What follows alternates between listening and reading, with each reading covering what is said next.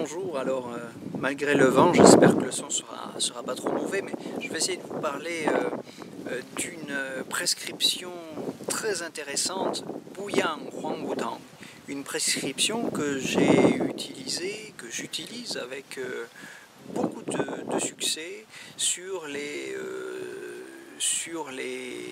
convalescences d'AVC, sur ce qu'on appelle les syndromes apoplectiformes, séquelles d'hémiplégie ou de paraplégie.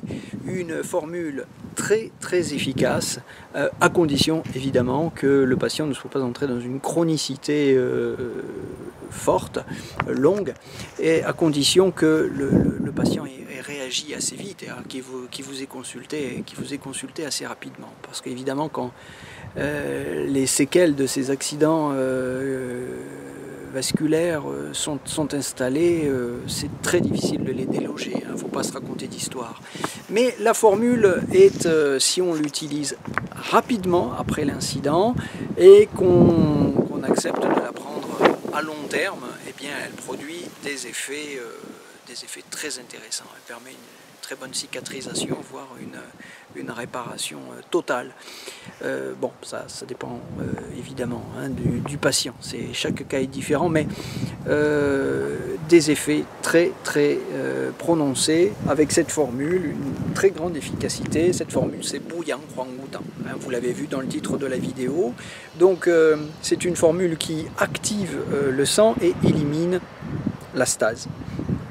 Avec Huangqi, l'astragale, qui fait fortement monter le qi, avec Dang Wei Wei, les radicelles d'angélique chinoise, avec Zhishao, la pivoine rouge, avec Dilong, du lombric, avec Chuangxiong. Donc c'est pas une formule végane, donc on peut enlever le lombric si on veut. On aura toujours Chuangxiong, voilà, on aura Chuangxiong, la livèche, et on aura Ronghua et Taoren, célèbre formule à laquelle, célèbre association, célèbre couple de plantes, couple auquel j'ai déjà consacré une vidéo, à laquelle je vous renvoie. Ça pourrait être intéressant de regarder cette vidéo sur Taoren et Ronghua en synergie avec cette vidéo-là, par exemple, pour mieux mémoriser le fait que Buyang Huanggutang est une prescription qui a essentiellement pour fonction d'activer le sang, de faire circuler le sang. Voilà, alors c'est une prescription qui tonifie aussi le qi et qui dégage les luo.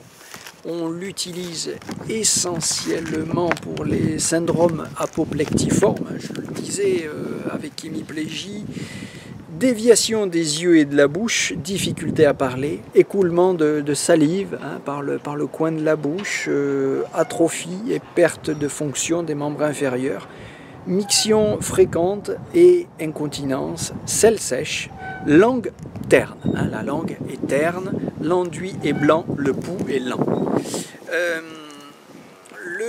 Le qi véritable ici, le zheng-qi, le qi correct, est faible et le sang stagne, de sorte que les vaisseaux luo sont obstrués. Les ligaments, les vaisseaux, les muscles manquent donc de nutrition, et c'est ça qui provoque l'hémiplégie, la déviation des yeux et de la bouche. Comme le qi est vide et que le sang stagne, la racine de la langue, elle aussi, manque de nutrition, et c'est ce qui fait qu'on a cette difficulté à parler et ces écoulements de salive que la bouche ne peut plus gérer. Le qi véritable étant insuffisant, il n'y a pas assez de force pour retenir et contrôler les urines en bas et les selles, ce qui se traduit par des problèmes d'incontinence. C'est très inconfortable pour le patient, donc il va falloir fortement remonter le qi, et c'est ce que fait Huangqi, ici l'astragale.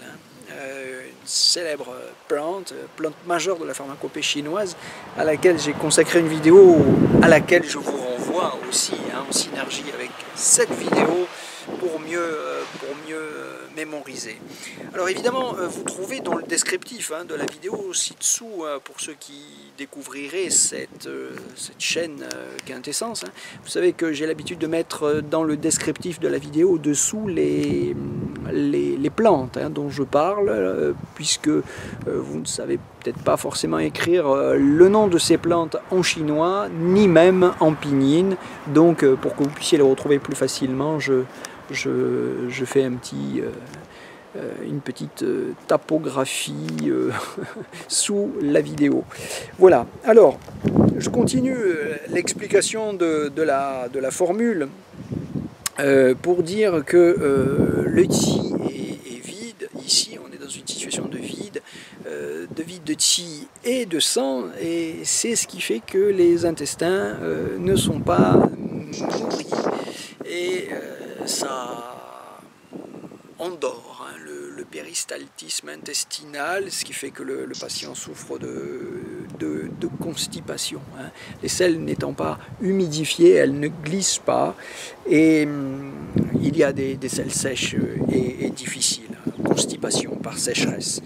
La langue, j'insiste bien sur ce point pour le diagnostic, elle est terne, l'enduit est blanc, le pouls est lent.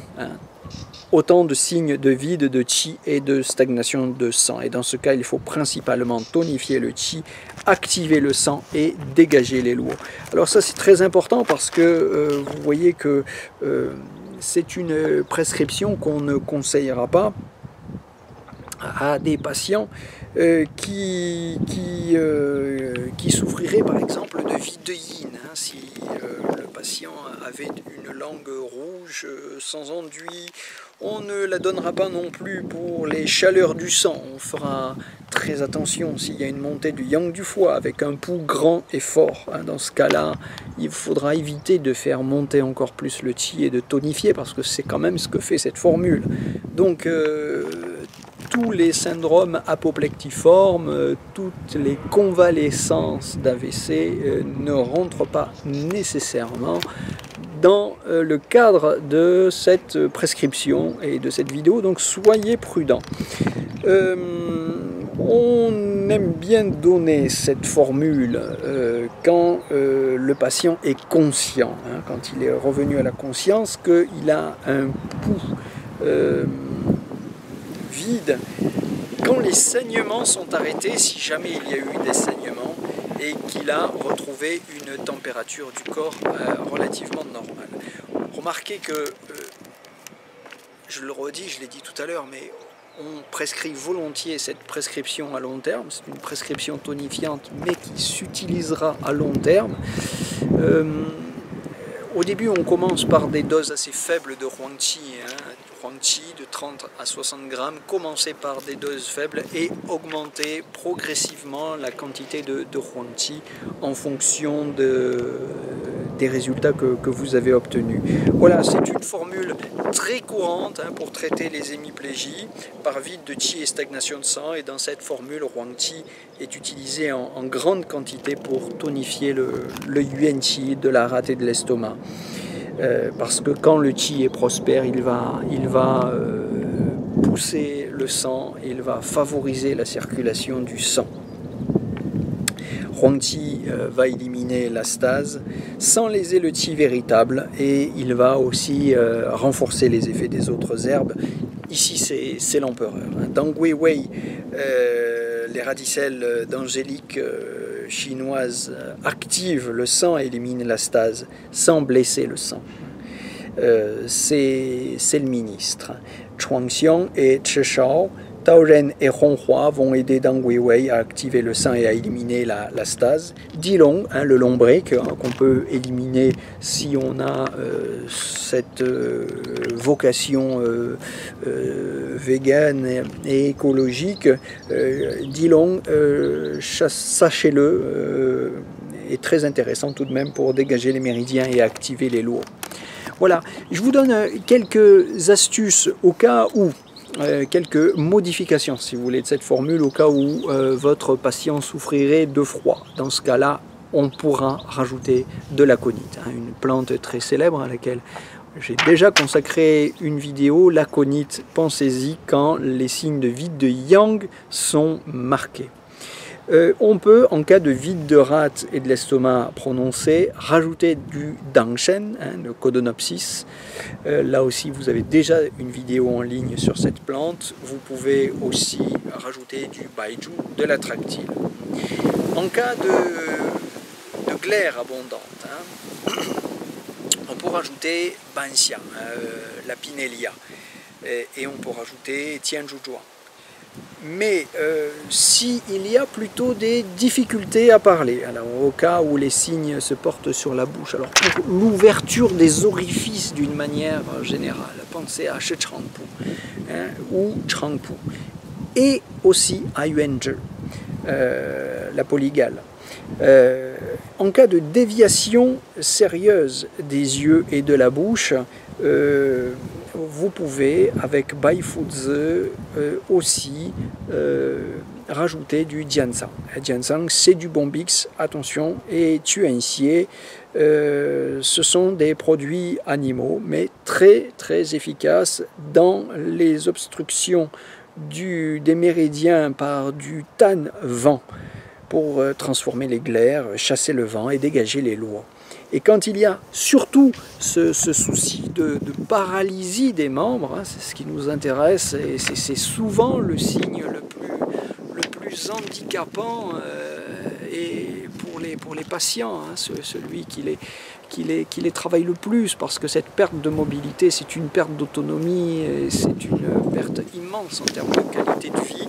Alors, pensez à Duzhong et pensez aussi à Niuxi qui vont tonifier le foie et les reins, fortifier les ligaments et les os. Duzhong et Niuxi. Voilà, donc encore une fois, je mets le nom de toutes ces plantes pour les modifications dans le descriptif sous la vidéo. Et voilà, j'espère que Buyang Huang Wutang peut désormais entrer dans votre arsenal thérapeutique des patients qui subissent des AVC et qui ont à gérer les conséquences, les séquelles de ces AVC. Eh bien, ils sont de plus en plus nombreux.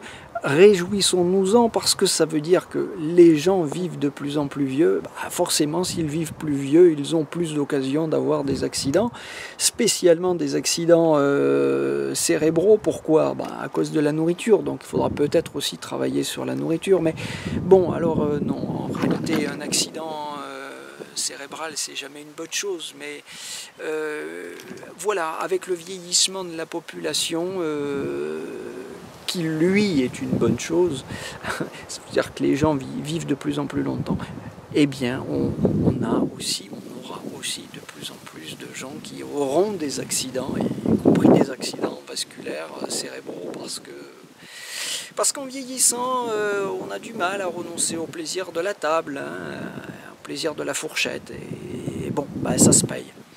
Donc il faudra aussi avoir, en plus de cette consommation, de cette prescription avec Buyang Huang Wutang, peut-être une réflexion sur la diététique. Voilà. Je vous souhaite une bonne fin de journée. Je vous donne rendez-vous pour de nouvelles élucubrations pharmacologiques ou de nouvelles fiches techniques avec les formations énergie pour apprendre, continuer d'étudier les plantes et les prescriptions chinoises. À très bientôt.